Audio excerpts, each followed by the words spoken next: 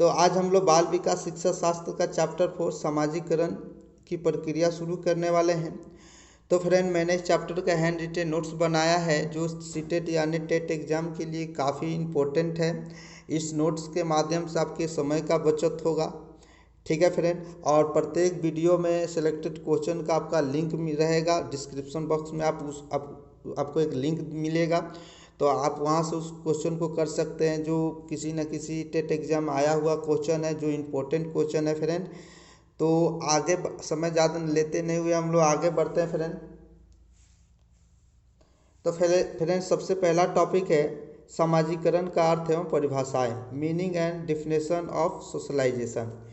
तो Kimball young के अनुसार सामाजिकरण का परिभाषा उन्होंने दिया था, सामाजिकरण वह प्रक्रिया है जिसके द्वारा व्यक्ति सामाजिक और सांस्कृतिक क्षेत्र में प्रवेश करता है, समाज के विभिन्न समूहों का सदस्य बनता है तथा जिसके द्वारा उसे समाज के मूल्यों और आदर्श नियमों को स्वीकार करने को प्रेरणा मिलती है। तो फ्रेंड, आप एजुकेशन के किसी भी क्षेत्र में कितना भी आप अच्छा क्यों नहीं हो, क्योंकि सभी क्षेत्र समाज से जुड़ा हुआ है। तो आप समाज में रहकर ही अपने एजुकेशन के किसी क्षेत्र को डेवलप कर सकते हैं और समाज में रहकर अपने मूल्यों और समाज के जो आदर्श हैं उनको अपनाना पड़ेगा। ठीक है, तो फ्रेंड आगे बढ़ते हैं हम लोग। उसके बाद है सामाजिकरण की विशेषताएं। पहला है सामाजिकरण सीखने की एक प्रक्रिया है। दूसरा है फ्रेंड, सामाजिकरण जन्म से मृत्यु तक चलने वाली एक सतत प्रक्रिया है। तो सामाजिकरण जब तक हम समाज में रहेंगे फ्रेंड, तो जन्म से मृत्यु तक हम समाज से कुछ ना कुछ सीखते ही रहते हैं। तो ये जो सामाजिकरण की प्रक्रिया, ये जन्म से मृत्यु तक चलने वाली प्रक्रिया है। तो उसके बाद है फ्रेंड, सामाजिकरण संस्कृति को आत्मसात करने की प्रक्रिया है। उसके बाद नेक्स्ट टॉपिक है सामाजिकरण के स्तर या अवस्थाएं। तो इसको पढ़ते हैं। तो फ्रेंड, मनोवैज्ञानिक फ्रायड ने सामाजिकरण की प्रक्रिया के 7 स्तरों की चर्चा की है। उसके बाद जॉनसन ने इसके 4 स्तरों की चर्चा की है, जो कि ये चारों स्तर काफ़ी इम्पोर्टेंट हैं। चारों स्तरों को हम लोग बहुत विस्तार से समझेंगे। ठीक है फ्रेंड, पहला है मौखिक स्तर। यह अवस्था जन्म से लेकर 1-1.5 वर्ष तक ही होती है। इस अवस्था में बच्चे अपनी संवेदनाओं को रोकर, चिल्लाकर, हंसकर, मुस्कुराकर अभिव्यक्त करता है। तो फ्रेंड, इस स्तर में बच्चा बोल नहीं सकता है, उसकी जो भी संवेदनाएं अपने मुंह के द्वारा ही प्रकट करता है। वो रोकर, चिल्लाकर, हंसकर, मुस्कुराकर प्रकट करता है। ठीक है, उसके बाद है शैशवावस्था। यह अवस्था एक साल से 3 साल तक चलती है। इस अवस्था में माँ बच्चों को शौच, बोलना, चलना, सफाई आदि आदतों को प्रशिक्षण देने का प्रयास करती है। उसे आत्मनिर्भर बनाने की कोशिश की जाती है। तो समझ गए फ्रेंड इस अवस्था को। उसके बाद नेक्स्ट है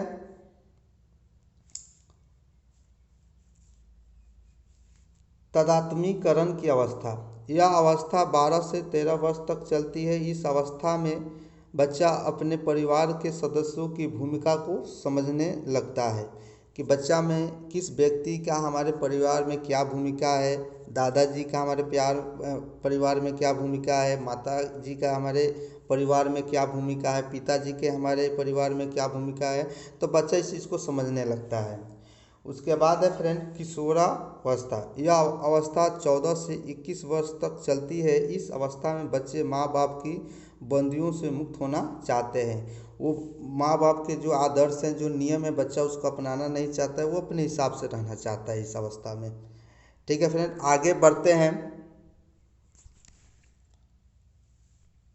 उसके बाद है नेक्स्ट, कुछ मैंने इस चैप्टर से बहुत सारे सिलेक्टेड क्वेश्चन हैं, इसको देख सकते हैं। पहले, सामाजिकरण के संदर्भ में से किस संस्था की महत्वपूर्ण भूमिका होती है। तो सामाजिकरण में सबसे अधिक महत्वपूर्ण भूमिका परिवार का होता है, समाज का होता है, समुदाय का होता है, खेल का भी होता है। उसके बाद नेक्स्ट है सामाजिकरण सीखना है जो सीखने वाले को सामाजिक कार्य करने योग्य बनाता है। ये किसका कथन था?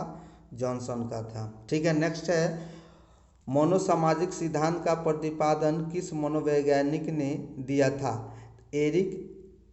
एरिक्सन ने दिया था। ठीक है, ये भी इम्पोर्टेंट है, आया हुआ क्वेश्चन है सीटेट में। उसके बाद नेक्स्ट है समाजीकरण एक प्रक्रिया है मूल्यों, विश्वासों तथा अपेक्षाओं को अर्जित करने की। ठीक है, नेक्स्ट है समाजीकरण है समाज के मानदंडों के साथ अनुकूलन करना, यानी जो समाज का मानदंड है उसे अपनाना है, अनुकूलन करना है। ठीक है, उसके बाद नेक्स्ट है विद्यार्थियों के साथ संप्रेषण का अर्थ। शिक्षक जब विद्यार्थियों के साथ संप्रेषण करता है तो संप्रेषण का सबसे पहले मीनिंग क्या होता है, यानी कि शिक्षक करेगा क्या संप्रेषण में? उन्हें अपने विचारों से अवगत कराना है। अपने विचारों से क्या कराना है फ्रेंड? अवगत कराना है। उसके बाद है समाजीकरण, सामाजिक अधिगम आरंभ होता है संपर्क से, यानी सामाजिक जो अधिगम होता है, जो सामाजिक अधिगम का अर्थ होता है सीखना। समाज से जो सीखने का काम होता है, जब तक हम लोग एक दूसरे के से संपर्क में नहीं आएंगे तब तक हम लोग सामाजिक अधिगम नहीं कर सकते हैं। उसके बाद आगे है फ्रेंड परिवार सामाजिक परंपराओं के हस्तांतरण में सबसे अधिक योगदान करती है, यानी जो समाज के जो रीति रिवाज है उसमें सबसे अधिक परिवार की ही भूमिका होती है। अगर समाज के प्रत्येक व्यक्ति समाज के जो आदर्श है अपनाए हुए हैं तो एकदम जाहिर सी बात है कि उसके बच्चे भी समाज के सभी आदर्शों को, नियमों को अपनाएंगे। ठीक है, उसके बाद नेक्स्ट है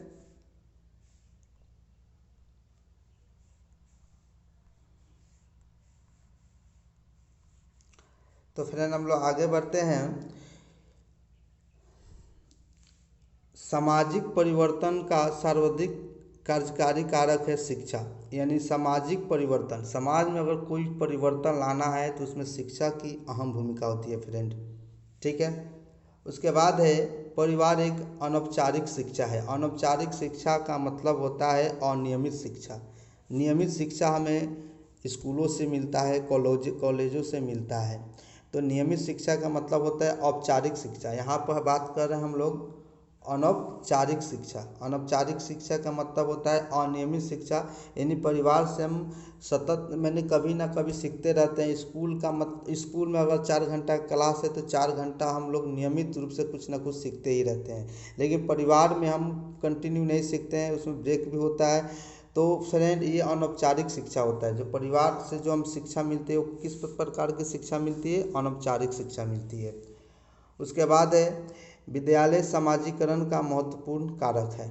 समझ गए फ्रेंड? जो समाजीकरण है उसमें विद्यालय क्या बहुत महत्वपूर्ण कारक, क्योंकि विद्यालय में बहुत ही अलग अलग समुदाय से बच्चे आते हैं, अलग अलग प्रदेशों से बच्चे आते हैं, जहाँ पर उनके माध्यम से हम लोग कुछ नई नई जानकारियों को अर्जित करते हैं।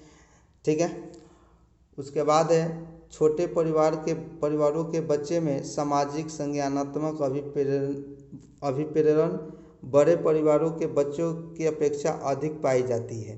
कारण क्या है फ्रेंड? क्योंकि छोटे परिवार के वरिष्ठ सदस्य बच्चों को अधिक समय देते हैं। जो बड़े परिवार होता है उसमें जो बड़े वरिष्ठ जो भी सदस्य होते हैं वो अपने बच्चों को उतना समय नहीं दे पाते जितना छोटे परिवार के वरिष्ठ लोग अपने बच्चों को समय दे पाते हैं। ठीक है, उसके बाद है नेक्स्ट है हॉरलॉक के अनुसार पहली संतानों में मानसिक विकास शीघ्र परंतु शारीरिक तथा अन्य विकास अपेक्षाकृत विलंब से होता है। यानी कि जो पहला संतान होता है उसमें उसका जो मानसिक विकास होता है बहुत जल्दी से आता है, बहुत शीघ्र होता है, लेकिन उसके शारीरिक या अन्य विकास क्या होता है फ्रेंड? अपेक्षाकृत क्या होता है? विलंब से होता है। तो फ्रेंड अगर आपको ये वीडियो अच्छा लगा हो तो मेरे चैनल को सब्सक्राइब करें ताकि इस तरह का वीडियो आपको सबसे पहले मिल सके, और इस वीडियो को लाइक और शेयर करें।